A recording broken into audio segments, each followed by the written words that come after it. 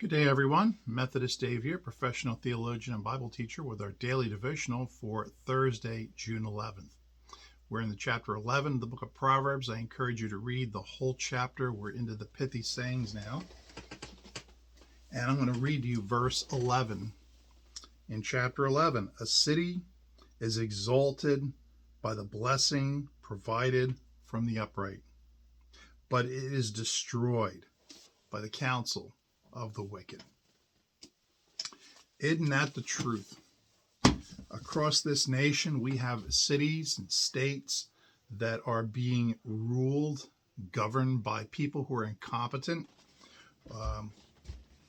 or have an agenda that is downright wicked and evil.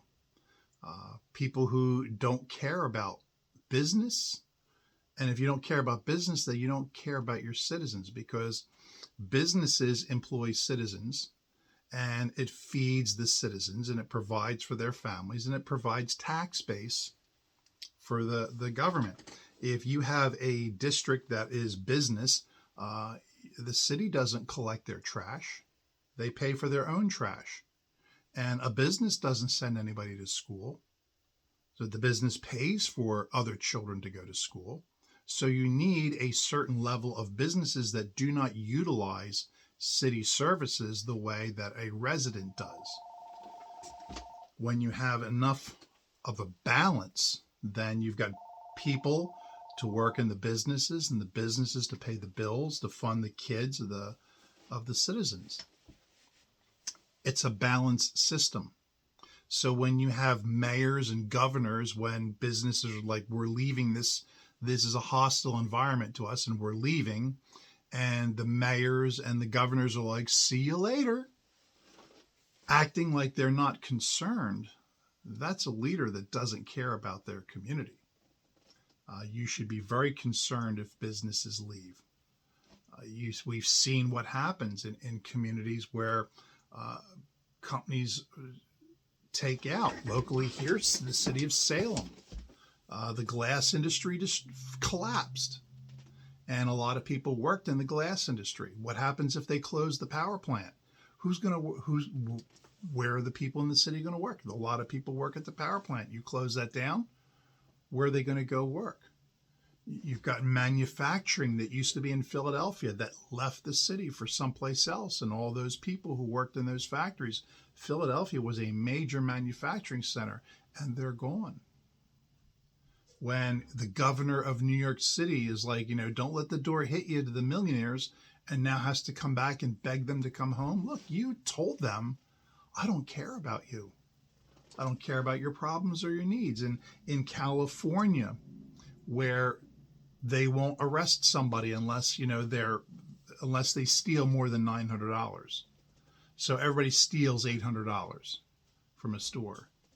And a store says, I can't afford to be here, I'm closing and leaving. And then the community walks out and says, why are you leaving us? Because you're not protecting us. If you won't protect us, we're not going to be here. We're not in the business of giving things away. So stores are leaving communities, and the people will have no place to shop. Why is that a problem? Well, it's because you elected your leadership. Your leadership doesn't care about you. They don't care about you. You're just a vote to them to keep them in power. That's what happens. When you've got the upright leading a community, then that community will flourish. But when you have wicked people, that state will disintegrate. And it's happening. It's playing out all over. We've got businesses that are relocating from one state to another, to states that are far more friendly. Where I am, we've got a convenience store called Wawa. It sounds funny. It is funny. Wawa is the sound of the Canadian goose. And that's who the store is named after, Canadian geese. It's their logo. It's their symbol. And it's a convenience store, much like a 7-Eleven, only much better. And they're based in Pennsylvania, and Pennsylvania is giving them a hard time opening stores, and some places in New Jersey. And it's said that if you're South Jersey, you can name 20 Wawas. Easy. but they're moving their stores to Florida because they found that Florida is a state that is far more business friendly than any other state.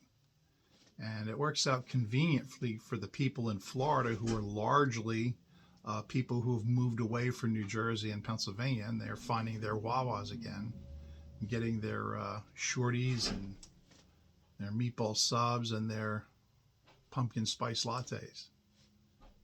So you can see if you've got good leadership, your community will thrive.